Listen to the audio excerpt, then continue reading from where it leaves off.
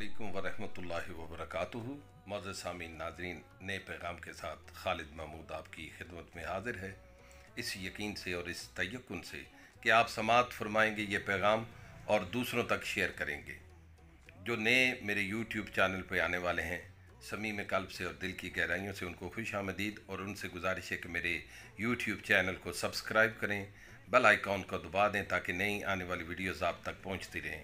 आज का पैगाम, जो लोग आपसे हसद करते हैं, दर हकीकत वो आपकी खूबियों से बाखूबी वाकिफ़ होते हैं, इसलिए हसद करते हैं। जो लोग आपकी पीठ पीछे बुराई करते हैं, वो आपकी अच्छाइयों से खौफज़दा हैं, इसलिए बुराइयां करते हैं। और जो लोग आपको ज़िंदगी में नाकाम देखना चाहते हैं, दर हकीकत वो आपसे कभी ज़िंदगी में जीत नहीं सके, इसलिए आपको नाकाम देखना चाहते हैं। लिहाजा आप हर उस शख्स से खुश रहें जो आपसे नाखुश है।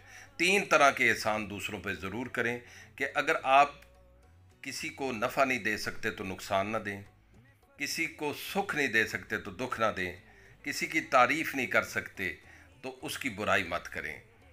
क्योंकि दर्द दिल के वास्ते पैदा किया इंसान को, वरना अतात के लिए कुछ कम ना थे कुरूबियाँ। रुकू, सजूद और क़याम के लिए फरिश्ते बहुत थे, करूबियाँ बहुत थी। अल्लाह तबारक ताला ने इंसान को आसान तकवीम इसीलिए कहा कि वो दूसरों के दुखों का मुदावा करता है, दूसरों के दुख को सुख में तब्दील करता है, और दूसरों को खुश देख के वो ख़ुद खुश होता है। लिहाजा हमें दूसरों के दुखों का मुदावा करना चाहिए।